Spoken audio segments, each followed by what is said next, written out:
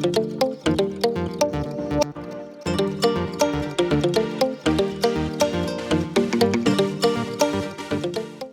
everyone, this is Kurt from Fermentation Adventures. Checking in with a quick video on the Brew Crafter.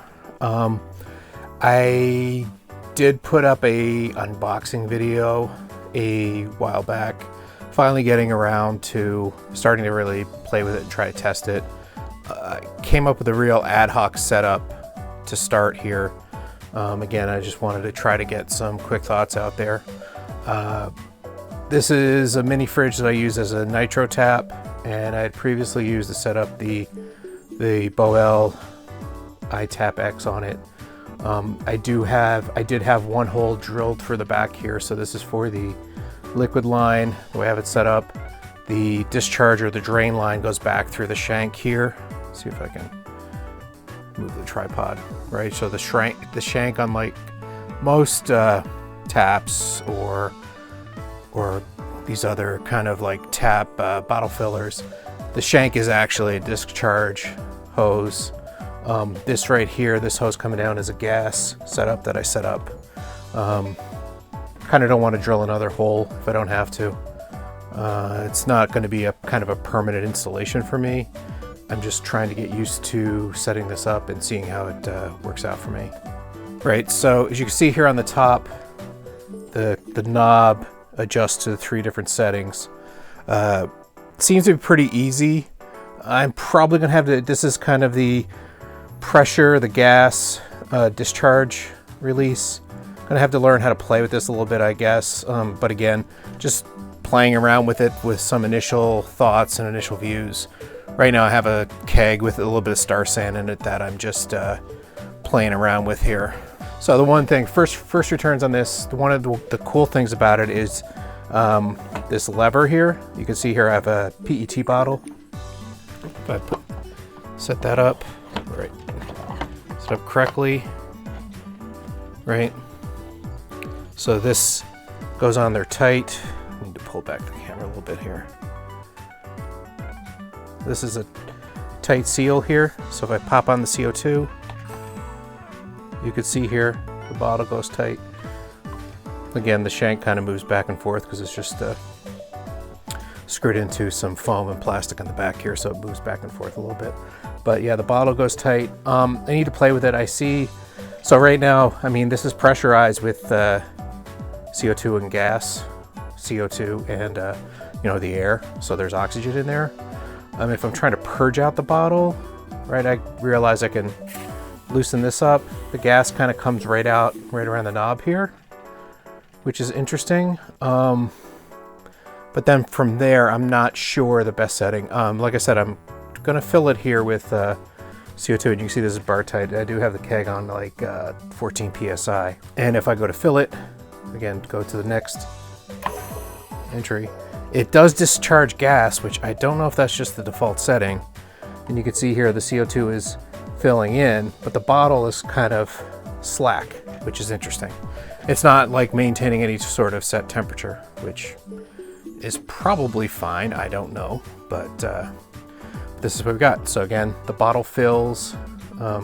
If I tighten this down tight, you know, it'll stop. So there needs to be some setting in here to let gas escape.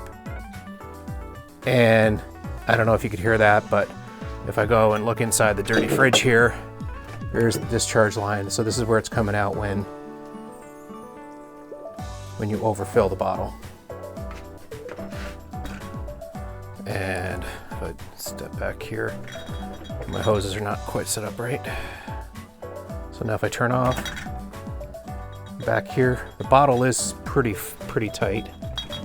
And I release, and I have a full bottle of Star San. The next thing that I noticed, again, like I said, that was a PET bottle. It was pretty secure. You can see here, here is a more common glass bottle that I have access to. Again, this one goes on nice and tight and works out pretty well. Change that one out. However, you do get these bottles sometimes. This is a Founder's bottle, but some of the European bottles as well have this really narrow lip. It looks like these will not work. I don't think. It seems to go, I don't know, it goes, maybe because this is in the way. Yeah, I think that's as far as it'll go. I don't know, it is in tight. Let's see. If I fill it with CO2, move the right way.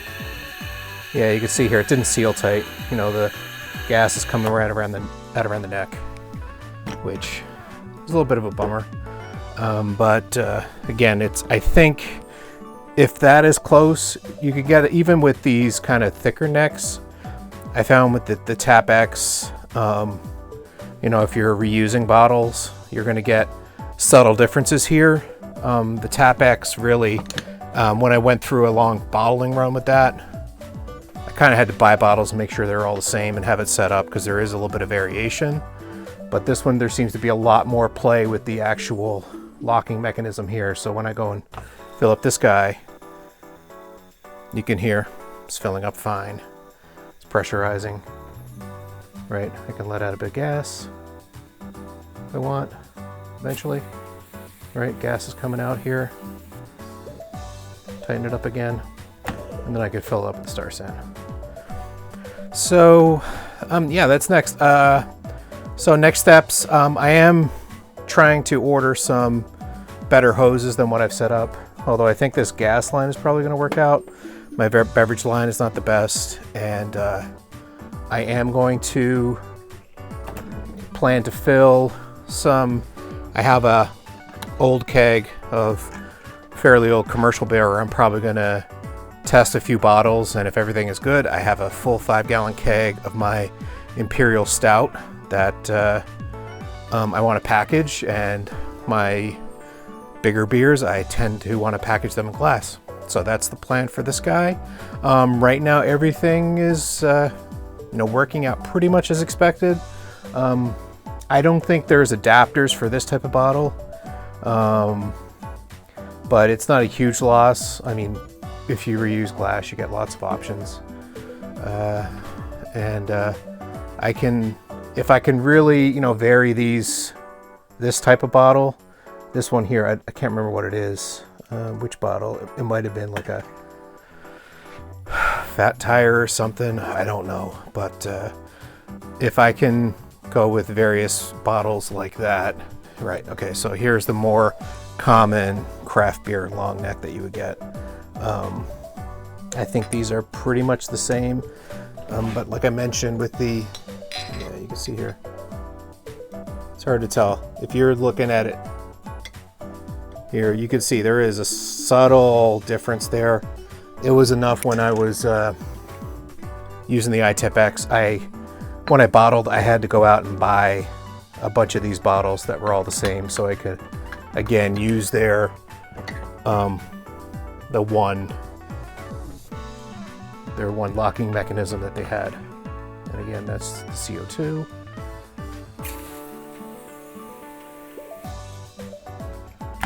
And again, if I could fill that up with Star San. And I don't know if you can hear it. I can hear gas going into the drain out through the shank, which is interesting. So yeah, like I said, have some old beer that I'm gonna put into bottles, and that's the last Star San in the keg. I'm going to bottle up into this to test it out to make sure when I'm filling beer, I have it down. And then if that's good, I'll have a more semi-permanent setup with my hoses, and I will bottle up my stout. All right, thanks for checking it out. As I rock around the tripod here, but I'm looking forward to finally putting this thing through paces. The biggest problem while I've been sitting on it so long is I've been really just waiting for my Imperial Stout to be ready to be bottled. So, all right, thanks.